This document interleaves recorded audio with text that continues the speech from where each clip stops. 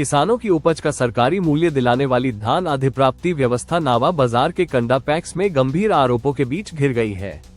सरकारी रिकॉर्ड में 3954.73 क्विंटल धान की खरीद दर्ज है, जबकि पैक्स अध्यक्ष ने ऑपरेटर पर किसानों से बिना धान लिए अंगूठा लगवाकर खरीद दिखाने और करीब 16 लाख रुपए की कथित वित्तीय अनियमितता का आरोप लगाया है। इसी के साथ सरकारी खरीद से अलग 5000 क्विंटल से अधिक अतिरिक्त धान के निजी कारोबार का दावा भी सामने आया है। आरोपों की स्वतंत्र पुष्टि अभी बाकी है, लेकिन एक ही पैक्स से जुड़े इन दावों ने खरीद, भुगतान, स्टॉक और धान के अंतिम निस्तारण की पूरी प्रक्रिया को जांच के घेरे में ला दिया है।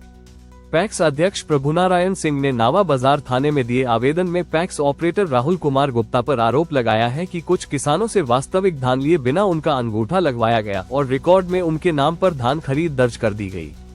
शिकायत के अनुसार इसके बाद किसानों के खातों में सरकारी राशि भेजी गई और उसमें कथित हेराफेरी की गई। वहीं ऑपरेटर राहुल कुमार गुप्ता ने अपने ऊपर लगे सभी आरोपों को खारिज करते हुए कहा कि अपनी कमियां छिपाने के लिए उन्हें निशाना बनाया जा रहा है। उन्होंने कहा कि खरीद से जुड़े सभी रिकॉर्ड की निष्पक्ष जांच होनी चाहिए। किसानवार विवरण, भुगतान, स्टॉक और अन्य दस्तावेजों का मिलान होने पर वास्तविकता सामने आ जाएगी। कंडा पैक्स में खरीफ विपणन मौसम 2025-26 के दौरान 15 दिसंबर 2025 से मार्च 2026 तक धान खरीद होने की जानकारी सामने आई है। उपलब्ध रिकॉर्ड के अनुसार इस अवधि में किसानों से 3954.73 क्विंटल धान खरीदा गया। अब शिकायत के बाद यही आंकड़ा जांच का आधार बन गया है। जांच अधिकारियों के सामने सबसे पहले ये स्पष्ट करना होगा कि रिकॉर्ड में दर्ज प्रत्येक मात्रा की वास्तविक खरीद हुई थी या नहीं। इसके लिए किसानवार खरीद विवरण और संबंधित किसानों के बयान का मिलान किया जाना जरूरी है। पैक्स अध्यक्ष की शिकायत में करीब 16 लाख रुपए की वित्तीय अनियमितता का आरोप लगाया गया है। आरोप के मुताबिक किसानों के नाम पर धान खरीद दर्ज कर भुगतान कराया गया और बाद में राशि की कथित हेराफेरी हुई। यदि यह आरोप सही पाया जाता है तो जांच को ये भी निर्धारित करना होगा कि कितने किसानों के नाम पर खरीद दिखाई गई, उनके खातों में कितनी राशि गई और वास्तविक धान की मात्रा कितनी थी। पुलिस इसी दिशा में रिकॉर्ड और संबंधित लोगों के बयान की जांच कर रही है। ऑपरेटर राहुल कुमार गुप्ता ने शिकायत में लगाए गए आरोपों को पूरी तरह गलत बताया है। उनका कहना है कि उन पर लगाए गए आरोप अपनी कमियों को छिपाने और जिम्मेदारी से बचने की कोशिश है। उन्होंने कहा कि यदि मामले की निष्पक्ष जांच होती है तो खरीद से जुड़े रिकॉर्ड, किसानों के विवरण, भुगतान और स्टॉक की वास्तविक स्थिति सामने आ जाएगी। उनका कहना है कि वो जांच में सहयोग करने के लिए तैयार है। इस तरह मामले में फिलहाल दोनों पक्षों के दावे एक दूसरे के विपरीत हैं और अंतिम स्थिति जांच के बाद ही स्पष्ट होगी। मामले को गंभीर बनाने वाला दूसरा आरोप सरकारी रिकॉर्ड से अलग 5000 क्विंटल से अधिक धान की कथित आवक और निजी कारोबार से जुड़ा है। इस आरोप की स्वतंत्र पुष्टि अभी नहीं हुई है, लेकिन यदि जांच में इतनी मात्रा में अतिरिक्त धान की आवक सामने आती है तो उसका स्रोत और गंतव्य जानना जरूरी होगा।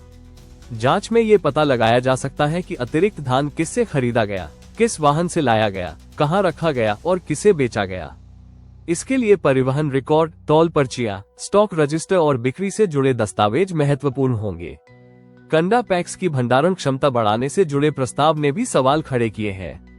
उपलब्ध दस्तावेजों में कंडा पैक्स, नावा बाजार और क्रय पदाधिकारी के रूप में पंकज कुमार का उल्लेख है। प्रस्तावित गोदाम की क्षमता 100 MT से 800 MT तक दर्शाए जाने की बात सामने आई है। ऐसे में ये जांच जरूरी है कि पैक्स की वास्तविक क्षमता कितनी थी, क्षमता बढ़ाने का प्रस्ताव कब और क्यों तैयार हुआ तथा उसके लिए निर्धारित प्रक्रिया के तहत अनुमति ली गई थी या नहीं। महज प्रस्ताव सामने आना अनियमितता का प्रमाण नहीं है, लेकिन इसकी तारीख और उससे जुड़े रिकॉर्ड की जांच मौजूदा आरोपों की पृष्ठभूमि में महत्वपूर्ण हो जाती है। कंडा पैक्स विवाद में वास्तविक स्थिति जानने के लिए किसानवार खरीद रिकॉर्ड, स्टॉक रजिस्टर, तौल पर्ची, ऑनलाइन खरीद विवरण, बैंक भुगतान, परिवहन चालान और मिल की प्राप्ति रसीद का मिलान निर्णायक हो सकता है। जिन किसानों के नाम पर खरीद दर्ज है, उनसे ये सत्यापित करना होगा कि उन्होंने वास्तव में कितना धान दिया और उन्हें कितना भुगतान मिला। इसके बाद पैक्स के रिकॉर्ड में दर्ज मात्रा को मिल तक भेजे गए धान से मिलाना होगा। यदि इन आंकड़ों में अंतर मिलता है तो उसकी वजह भी सामने लानी होगी। नावा बाजार पुलिस ने शिकायत के आधार पर जांच शुरू कर दी है, लेकिन मामले में सामने आए आरोपों को देखते हुए पैक्स का भौतिक स्टॉक सत्यापन और विभागीय रिकॉर्ड की स्वतंत्र जांच भी जरूरी है। इससे ये स्पष्ट हो सकेगा कि सरकारी रिकॉर्ड में दर्ज खरीद और वास्तविक धान की आवक में कोई अंतर है या नहीं। साथ ही किसानों के नाम पर हुए भुगतान और मिलों को भेजे गए धान का मिलान करने से वित्तीय और भौतिक रिकॉर्ड की वास्तविक स्थिति सामने आ सकती है। कंडा पैक्स में एक तरफ पैक्स अध्यक्ष की शिकायत है, जिसमें ऑपरेटर पर गंभीर वित्तीय अनियमितता के आरोप लगाए गए हैं। दूसरी तरफ ऑपरेटर आरोपों को पूरी तरह खारिज करते हुए निष्पक्ष जांच की मांग कर रहा है। इसी बीच अतिरिक्त धान के कथित निजी कारोबार का दावा भी सामने आया है। ऐसे में इस पूरे मामले में किसी निष्कर्ष पर पहुंचने से पहले किसानों के बयान, खरीद रिकॉर्ड, बैंक भुगतान, स्टॉक और परिवहन दस्तावेजों का निष्पक्ष मिलान आवश्यक है। यदि आरोप सही है तो जिम्मेदारी तय होनी चाहिए और यदि आरोप प्रमाणित नहीं होते तो इसकी वास्तविक स्थिति भी स्पष्ट होनी चाहिए। कंडा पैक्स में अब असली सवाल यह नहीं कि आरोप किसने लगाया और बचाव कौन कर रहा है।